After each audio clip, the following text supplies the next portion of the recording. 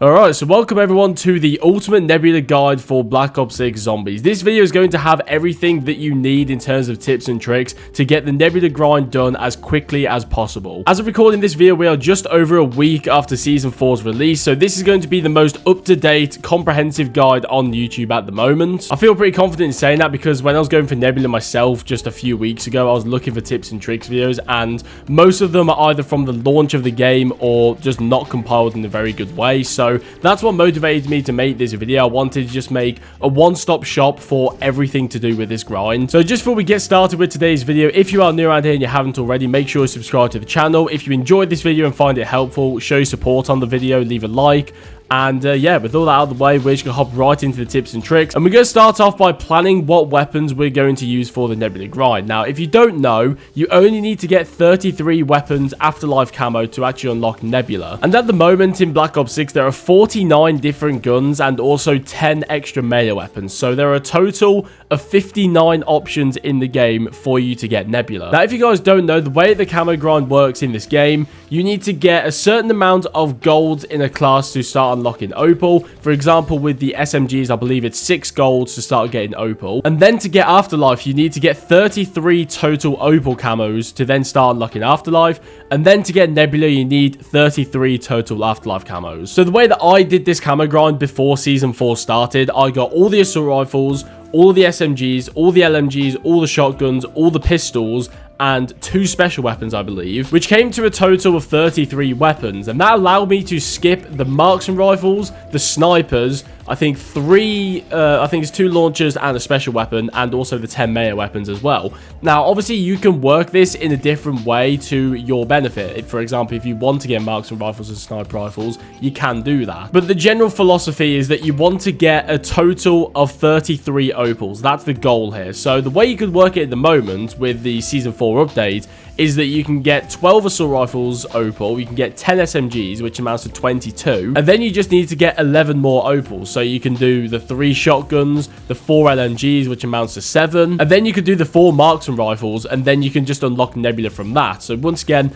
all assault rifles, all SMGs, all shotguns, all LMGs, all marksman rifles, and that allows you to skip the sniper rifles, the pistols, the launchers, the specials, and the melee weapons as well. But that is entirely up to you. That depends on what weapons you want to get Nebula or how quickly you want to do it. It doesn't really matter. But essentially, the goal, once again, is to get 33 opals. And you need to get a certain amount of gold in a class to actually go ahead and get opals. So for the assault rifles, I believe it's 7. SMGs, it's 6. Shotguns, it's 2. LMGs, it's 3. Marksman rifles, it's 4. Sniper rifles, it's 3. Pistols is 4. Launchers and specials, because that comes under one category technically, is 2. And melee is also 2. So you need to keep that in mind when going for your golds. You don't want to get 6 assault rifles gold and not be able to unlock the opal. Anyway, now that we've got that out the way, we're actually going to start off with the big challenge in this grind, and probably what's going to take up about 70% of this camo grind, and that is 2,000 critical kills for each weapon in the game. Now, the only weapons in the game that this is different for is the LR762 sniper rifle, the GS45 pistol, and any launchers and special weapons and melee weapons, I think apart from the Siren, which I believe is critical kills. All of those weapons just require kills, which is easier than the crit kills challenge, so you can put them under this umbrella as well, like I did for my grind. But the easiest way, by far, to get these critical kills done is the Citadel Daymore oil trap strategy, which you've probably seen gameplay of in the background already. If you guys know this strategy, then you don't need me to explain, but just in case you don't, essentially what you do is you load up the map Citadel Daymore. Make sure you have Molotovs equipped in your loadout, and I would also recommend the augment for Vulture, which is called Picky Eater, which drops more Molotovs basically. And all you want to do is use the oil trap, throw a Molotov on the ground, and stand where I stand in the video, either on the corner on the one side by Speed Cola or on the little railing on the other side next to Deadshot. And all you need to do is stand here and let the trap get kills while you hold the weapon out, and it will count as crit kills. It's that easy. I probably did this for about 30% of my grind because I didn't realize this was a strategy until then, but this is by far the quickest and easiest way to get the crit kills done in this game. And the only caveat to this strategy is that the damage that the trap does is actually based on the rarity and pack-a-punch level of your weapon. So what I mean by this is that you can't just grab a grey weapon, unpack-a-punched, and do the trap. For some reason, it's based off of the damage or the rarity of your weapon. So you need to make sure you're pack-a-punching, you need to make sure you're leveling up your weapon. But as long as you keep the progression sort of in line with what round you're on, you should be okay. Just naturally pack-a-punch and upgrade your weapon and you'll be sound. You don't really need to worry about this, but just keep it in mind. You can't, once again, go ahead and pick up a grey weapon on round 50 and start getting kills. It's based off of the damage of your gun for some reason. And this does still work post Season 4. I got my LC10 all the way up to Nebula by doing this strategy. You're actually watching that in the videos, so this does still work as of Season 4. Now, if for some reason you don't want to do this strategy, maybe you feel it's a little too easy or cheating, I do understand that, and I personally would go on Shattered Veil and just train in a big open area. That could be by the Stonehenge part, that could be at the front of the house. But I think Shattered Veil is the best map for just getting crit kills on zombies. And the reason that is that this map has the least amount of special zombies in the entire game. Another strategy as well is just hop on directed mode on Liberty Falls rooftop, for example, by the zip line is a good strategy, or you can just train on directed.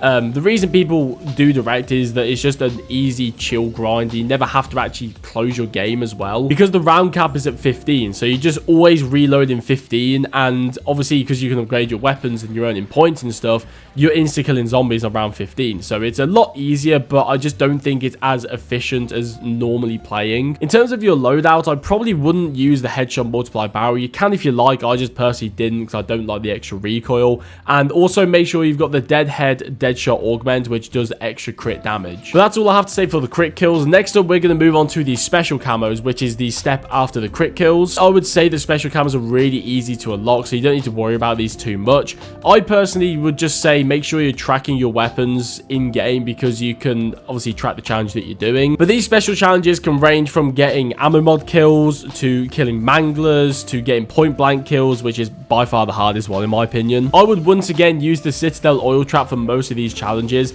The only camo challenges that don't work with this trap is going to be the ammo mod kills. Bear in mind, it's not actually kills with the ammo mod, it's just while it's equipped, but for some reason the trap doesn't work. Also, the affected by tactical kills, the field upgrade kills, hipfire kills, and point blank kills all don't work with the trap, but everything else you can just use the Citadel trap. All of these challenges are very self-explanatory, apart from the point blank kills. The way I would do this is, one, unlike the background footage, don't do this on round 46, but also two, I would use insta-kill. I mean, insta-kill is just going to be the easiest way to do this. Yeah, that's about all I have to say for the special camos. They're not really that difficult. Next up, we're going to move on to the gold camo, which is even easier, actually. This is the same for every weapon in the game. You need to get 10 kills rapidly 15 times.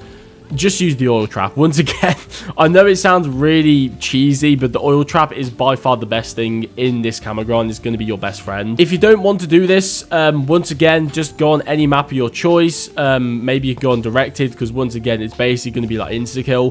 But what I would say is hop onto any map of choice, pop an insta-kill, gobblegum, or just when you get an insta-kill, just shoot a train. It's very easy. But next up, we're going to go on to probably the most complicated part of this camo grind, and probably the most boring part of the grind, because this actually just did my head in when I was doing it, and this is the opal camo itself.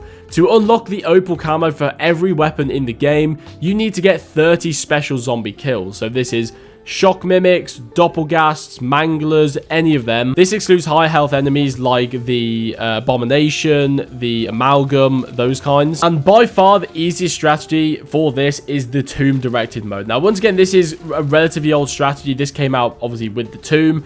But if you don't know what this strategy is, all you need to do is load up a directed game mode with your weapon of choice and progress through the Easter egg steps that you see on the left side of your screen until you get to the lockdown step, which you should be seeing gameplay of here. Once you get to the lockdown step, you want to progress through the first wave because there's no special enemies in this wave. And then once you get to the second wave, kill the one special enemy that spawns in, which will I think be a shock mimic, and then leave the area, and then come back into the area, and that will then respawn the special enemy. Now, the way that this step works is that each stage of the lockdown, so currently we're on stage 2, has a certain amount of lives. Let's say it's 8 lives, right? But each time you re-enter the area, it respawns the special enemy. But the stage that you're on actually tracks how many kills you've had. So if you kill 8 mimics by leaving the area and coming back in, it will progress you then onto the next stage, which is the Doppelgas. And this works all the way up until the final stage, which spawns a Shock Mimic and a Doppelgas. You have to kill them both and then leave the area, come back, kill them both, leave the area,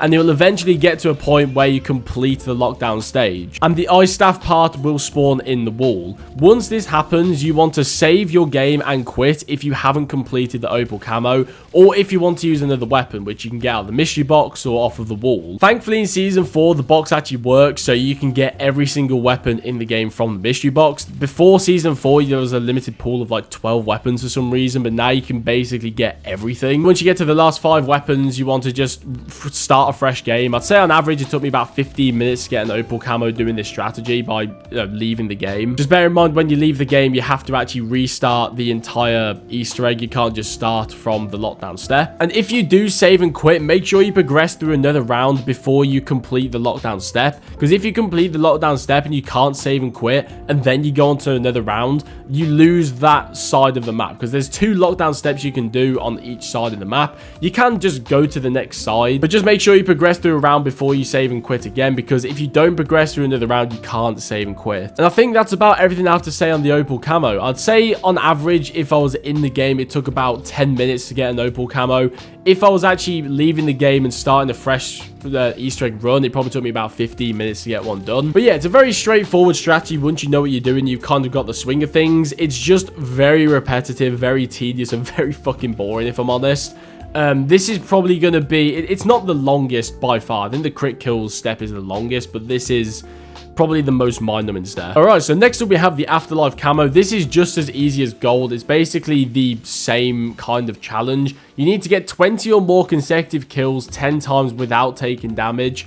Once again, I would just use the Citadel Trap. It's just the easiest thing. You can also use directed mode, as there is a round cap and zombies stay relatively weak. But yeah, the whole idea is to get 20 kills without taking damage. If you are using the Citadel Trap, make sure you are shooting parasites, because they are the only thing that can damage you. If you're sat in the corner, the other thing that can actually damage you is Doppelgas when they die and they explode. However, there's not really a lot you can do to avoid that. With the parasites, you can kill them before they shoot you. Once again, if you don't want to do the Citadel Trap, like I mentioned before, you can use directed mode and just run a train and then shoot them all, or you can just play normally. It's not a very hard challenge, this one. And then finally, we have the Nebula Camo, which to unlock this camo for each weapon, you need to get 10 elite zombie kills with the specific weapon. And the way that we're going to do this is the method that's been used since the start of the game, basically, and that's the Liberty Falls directed mode. Very straightforward. All you need to do is progress through the Easter egg until you get to the LTG step, where you have to protect the LTG, and then it opens a portal and spawns a HVT enemy, which is either a Mangler or an Abomination. Now, I did mention before that Manglers are actually classed as a special zombie, not an elite zombie. However, because it's a HVT enemy, both the Abomination and the Mangler actually counts towards the Nebula Camo. So there are actually 2 different places you can use the LTG to farm this step. There's the one in the graveyard and the one by spawn. I personally prefer the one by spawn. It's just an easier area to kill zombies. I would personally farm the Manglers just because they're easier to kill. If you don't get a Mangler from the portal, you can save and quit, and it will basically roll the dice again whether you get a Mangler or an Abomination. But this strategy is very straightforward. All you need to do is activate the LTG so it spawns a HVT, kill the HVT, progress through the round, and then once the round starts again, activate the LTG, kill the zombie, and so on and so forth. Now, once again, you can get multiple weapons done in a single session by using the mystery box or wall weapons. However, you don't want to leave this game and start the setup again. Now, the reason for that is because with the opal camo, it was such a quick process to actually get the Easter egg steps done. It was a very quick process to unlock an opal camo for a certain weapon.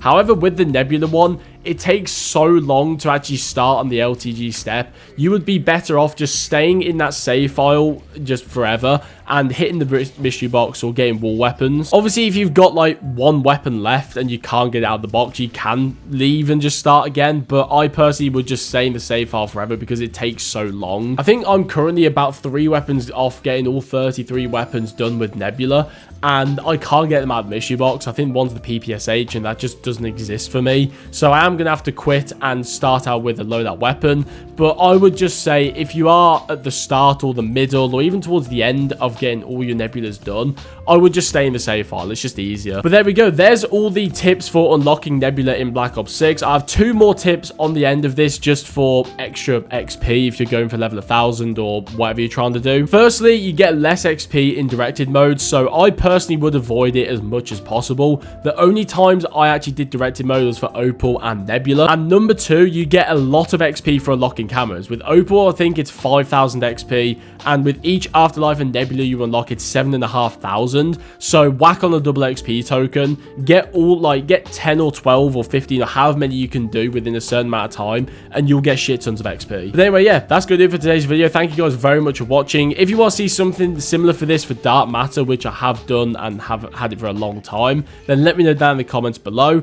But yeah, thanks for watching. See you next time.